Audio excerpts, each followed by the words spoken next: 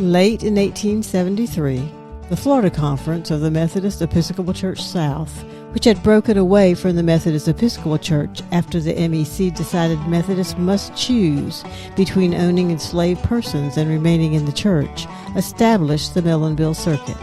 Reverend Robert H. Barnett was assigned in January 1874 as a circuit rider to this district. Reverend Barnett was one of the pioneers of Methodism in Florida, having served previously in the North Florida Conference when Florida was part of the Georgia Conference. It must be noted that St. James African Methodist Episcopal Church, established in 1867, predates us and is still thriving today. Records show Reverend Barnett arrived by boat in Melonville in 1874 and found only 15 unaffiliated Methodists in the vicinity. He and his wife stayed in a home and later moved into a cottage belonging to Mr. A. A. Wiley on Melonville Avenue. An unoccupied residence was used to hold services until a church could be built. In 1875, Augustus J. Vaughn gave 2 acres of his Melonville Avenue homestead for a church, school, and cemetery. The church was erected immediately and named Ernest Chapel. The chapel was stately in appearance of colonial-style architecture, with large columns in the front and a handsome belfry. Officers were housed in Ernest Chapel during the Indian uprisings. The parsonage was built later between Ernest Chapel and Fort Reed, which was located close to where the Sanford Naval Air Station was later built. 1878 found Reverend Barnett as minister again, and Lake Jessup territory had been added to the Melonville Circuit. In March 1878, Mrs. Tucker and 6 women from the Sanford Church went to St. Paul's Methodist Church in South Jacksonville for the purpose of being organized into a Foreign Missionary Society. Later, Mrs. Tucker became president of the Foreign Missionary Society in Sanford. Sanford, Palmetto, Magnolia, Park, and Oak Avenues were the first streets laid out and named at this time. The streets were numbered east to west. Businesses, buildings, and homes were built within close proximity to the dock. Some residents from the Melonville area began to build homes closer to the docks for commerce and protection. Methodists from Ernest Chapel, who later moved from Melonville, organized a Sunday school in the unfinished loft of a building owned by C.H. Leffler on the corner of First Street and Sanford Avenue. Shortly after its establishment, the Sunday school was moved to Dodds Hall on Palmetto Avenue in what is now Commercial Street. Worship services were held at Dodds Hall as well as Sunday school, with some members from Ernest Chapel moving their membership, declaring walking 2 miles through sand and all kinds of weather was too far and much too hazardous.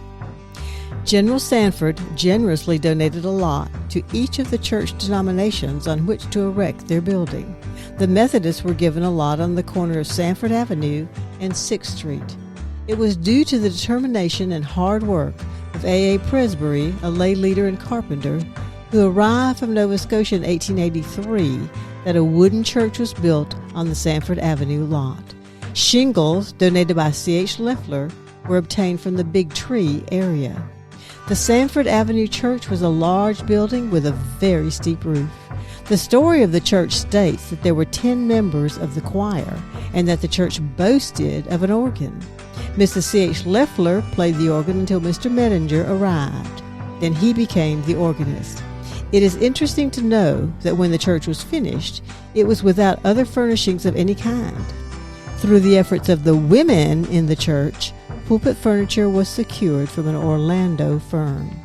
It has been remembered that this furniture was moved with the church to the Park Avenue location.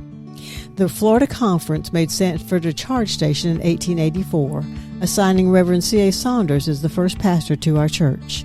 Most of the members of the Ernest Chapel had, by this time, transferred their membership to the Methodist Church in Sanford. The site of the first parsonage for the Methodist Church on the corner of 7th Street and Magnolia Avenue was bought in 1887 for $475. A group of women of the church had socials, picnics, and other events to help pay for the property. The parsonage, constructed later that year at this site, currently 618 Magnolia Avenue, serves the ministers as their home until 1964, when it was sold. J.M. Lord requested the residents of Southwest Sanford build a church. He donated an acre from his property, known as Lord's Settlement, for the church. Completed in 1890, the church was named Ebenezer. This became Christ United Methodist Church until it voluntarily closed on December 31st, 2017, and was officially discontinued by the conference in 2018. Ernest Chapel was sold during this latter part of 1890, and the proceeds from the sale were divided between the Ebenezer Church and the Sanford Church. It was during annual conference of 1890 that Reverend Henry Heiss, the minister, moved that a new location for the Sanford Church be purchased. During the ministry of Reverend T.W. Moore in May 1892, the property on the corner of Park Avenue and Fifth Street was purchased for $650. The church building was moved in July of that year from Sanford Avenue to the corner of Park Avenue and Fifth Street. After the move, the building was renovated, adding 2 rooms on the front and a steeple. The property on Sanford Avenue was sold in 1894 to the congregation that became Trinity United Methodist Church.